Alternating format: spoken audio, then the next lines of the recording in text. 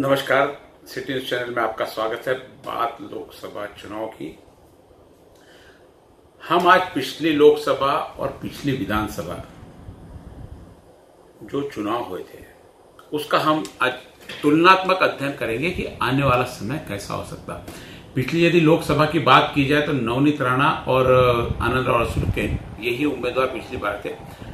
तीसरे उम्मीदवार गुणवंत देवपारे थे, चौथे उम्मीदवार राजेंद्र गवई थे। यही चार उम्मीदवार इस बार भी चार उम्मीदवारों के साथ में लड़त है, जिसमें से दो उम्मीदवार गौण है।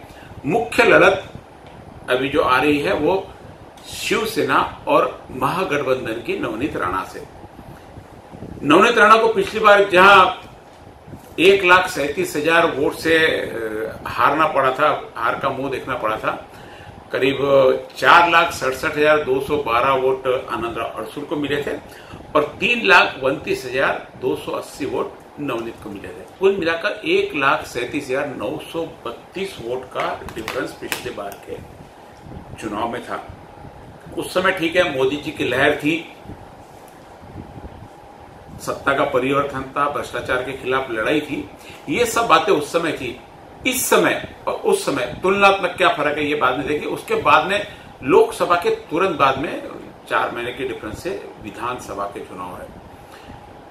मोदी की लहर उस समय थी, विधानसभा में वो ही स्थिति बरकरार रही। विधानसभा में यदि हम लोग देखें तो करीब 3 आमदार भाजपा के चुने गए, धारणी से भिलावेकर, दरियापुर से बुंदेले और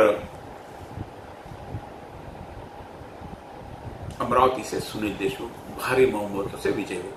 ये 3 आमदार बीजेपी के उस समय थे। सुनील देशमुख का थोड़ा सा कांग्रेस से भी टच था और अमरावती के काफी पुराने जानकार थे। इन्होंने इससे बहुत ज्यादा लीड उस समय हासिल कर ली। व्यक्तिगत रूप से भाजपा का तो था ही, लेकिन व्यक्तिगत भी प्रभाव उनका उस समय था। अब यदि देखा जाए तो पिछली बार जो चुनाव में वोट शिवसेना को और भाजपा को, हालांकि दोनों अलग अलग लड़े थे, युति नहीं थी, लेकिन दोनों की यदि वोटों की टोटल की जाए तो 4,42,950 आ रही है। पूरे 6 विधानसभा क्षेत्र में भाजपा और शिवसेना को मिली जो टोटल पूरी। और आप यहां देख रहे हैं कि अड़सूल को 4,67,000 वोट लोकसभा में मिले थे। तो टोटल डिफरेंस यहां पे अभी करीब 25,000 का डिफरेंस आ रहा है लोकसभा और विधानसभा। विधानसभा में वोट्स कम मिले हैं बजाय उसके, क्योंकि दूसरे बहुत सारे घटक, स्थानीय घटक, बहुत सारी चीजें उसमें इफेक्ट डालती है। शिवसेना अलग लड़ रही थी, भाजपा अलग लड़ रही थी, उसके साथ में कई दूसरे गुट भी थे, सब लोगों ने अलग लड़ रही। फिर भी एक सिमिलर जो वोट थे कि 4,67 उनको मिले, तो विधानसभा में 5.5 इनको मिल गए या 3.5 वापस मिल गए, नहीं, वो चीज स्थिति बरकरार रखी और 3 आमदार भाजपा ने यहां से झटक लिए।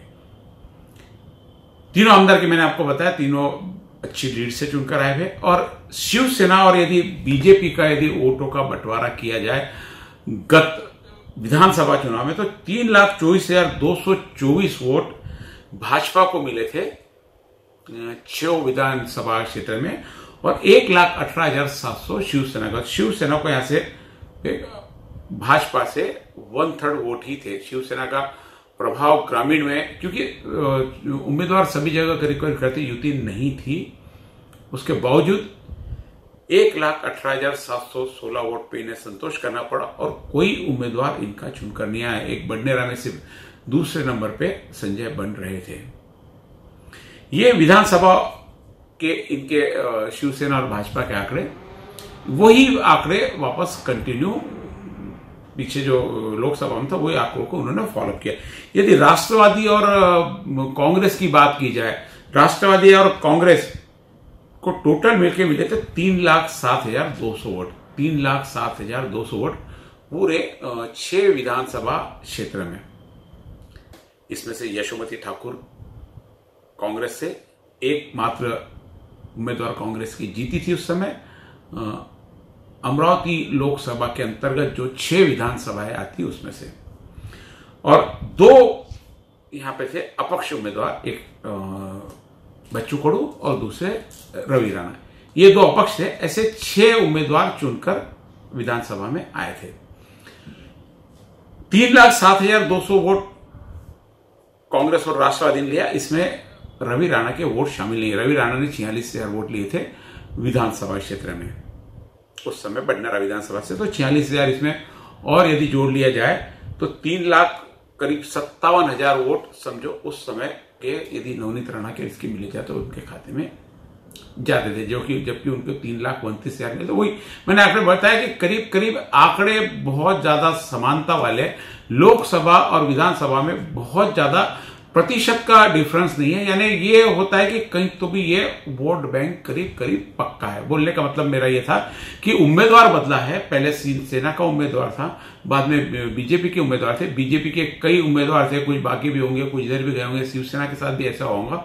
लेकिन टोटल कुल मिला के वोट बैंक का जो एक यह रहता है, उतना परसेंटेज उन्होंने कायम रखा उम्मीदवार बदलने के बावजूद। तो ये हम मान सकते हैं कि 4.5 लाख करीब 45% वोट बीजेपी और सेना के खाते में उस समय भी थे, लोकसभा के समय भी और विधानसभा के समय भी। ये मान के चलते कि उतना वोट बैंक उनका उस समय का, क्योंकि आप देखो कि सेना के बहुत कम वोट थे, उनके 1,18,716 ही वोट मिले थे 6 विधानसभा क्षेत्र में। लेकिन बीजेपी के 3,24,324 वोट ये विधानसभा क्षेत्र में थे, और ये दोनों मिलके लोकसभा में आनंद अड़सुल की तरफ गया था। और मोदी की उस समय समझो एक लहर सरीकी हुई थी, हर व्यक्ति परिवर्तन चाह रहा था, तो हो सकता कुछ वोट दूसरे मिले। और अदर जो सारे वोट थे जिसमें सारी पार्टी आ गई, इंक्लूडिंग बच्चू कडू और रवि राणा भी, जो विनिंग 2 आमदार है।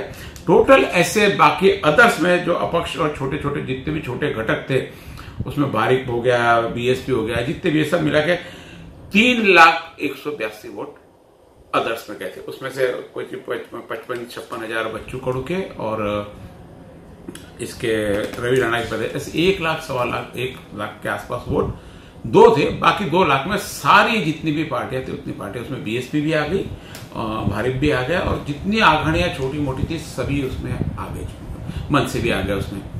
तो ये इस प्रकार का वोट का 3 भाग में बांटा गया, यानी 4,42,000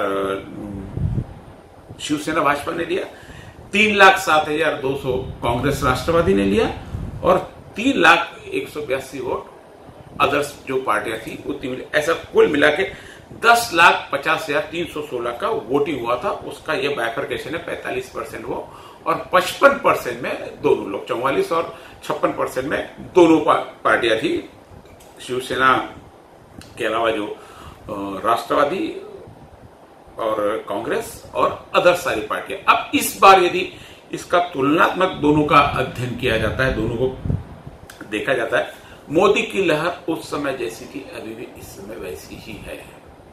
लेकिन जो उम्मीदवार है उनके प्रति लोगों की नाराजगी बनी हुई है। तो यह नाराजगी क्या इस चुनाव में असर डालेगी, कैसे डालेगी, हम बाद में देखते हैं। और वही स्थिति जो पिछली बार की स्थिति, बीएसपी से भी कैंडिडेट खड़ा है। बीएसपी के सब मिला के पिछली बार भी करीब 90,000 वोट थे, और करीब विधानसभा में बीएसपी के 63,154 वोट थे। विधानसभा में बीएसपी ने भी एक अच्छा वोट बैंक।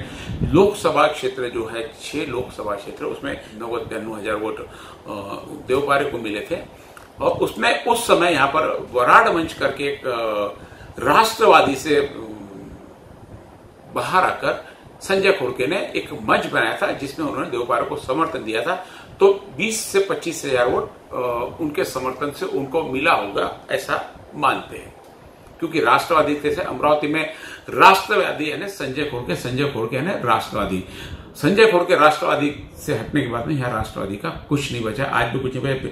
आप वोट की भी तुलना में यदि देखें तो राष्ट्रवादी के जो लोग वोट थे वो 78,000 मात्र थे पूरे 6 विधानसभा क्षेत्र में। शिवसेना से भी काफी कम थे और बीएसपी से थोड़े से ज्यादा थे, क्योंकि राष्ट्रीय पार्टी है, बीएसपी भी राष्ट्रीय, लेकिन महाराष्ट्र में राष्ट्रवादी का ज्यादा असर है। बीएसपी तो ऐसे यूपी बेस बनकर आती है, मायावती वहां की लीडर है, वहां से ये बनकर आते हैं।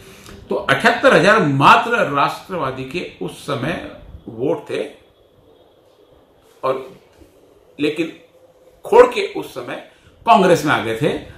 सुलभाताई कांग्रेस से खड़ी थी बडनेरा से, तो थोड़ा सा वोट का फर्क इधर पड़ गया। यानी खोड़के के वोट कांग्रेस के वोट थे। 78,000 राष्ट्रवादी के, 2,29,000 वोट कांग्रेस के, तो 2,29,000 का एक कांग्रेस का वोट बैंक निश्चित बनता है, जो वैचारिक आधार पर चलता है, व्यक्तियों के आधार पर नहीं चलता। क्योंकि नवनीत राणा को भी जो वोट मिले थे 3,29,000, उसमें ये 2,29,000 और 78,000 इसके राष्ट्रवादी के शामिल है, प्लस जो युवा स्वाभिमान के उनके खुद के वोट बनाए हुए थे, उनके एक चेहरे के वोट है, उनके जो संपर्क था 5 साल, उनका वोट था, उनका वोट बैंक 1 लाख के आसपास आप पकड़ लीजिए। ऐसा मिला कि टोटल 3,29,280 वोट हो सकता है राष्ट्रवादी ने उस समय पूरा ना दिया, क्योंकि राष्ट्रवादी के कुछ बीएसपी की तरफ आ गए थे, कुछ गवई साहब की तरफ वोट थे, ये अभी जो वापस कांग्रेस की तरफ कन्वर्ट हो गए। ये सारा मिलकर जो 3,29,000 वोट नवनीत राणा ने लिया और 4,67,212 वोट लेकर 1,37,932 वोटों से आनंदराव चुनकर आए थे। इस बार स्थिति सिर्फ थोड़ी सी आनंदराव के इसमें है कि तीसरा टर्म है, कार्यकर्ताओं की नाराजगी हो सकती, बीजेपी की नाराजगी हो सकती, लेकिन साथ में यदि देखा जाए तो राणा की भी बहुत किसी से दोस्ती नहीं। यदि अड़सुल के विरोधी मत है, अड़सुल के एंटी मत है, लेकिन वो कैपेसिटी राणा के तरफ कन्वर्ट नहीं हो रही कि वो उसको ले ले। तीसरा कोई पर्याय नहीं है।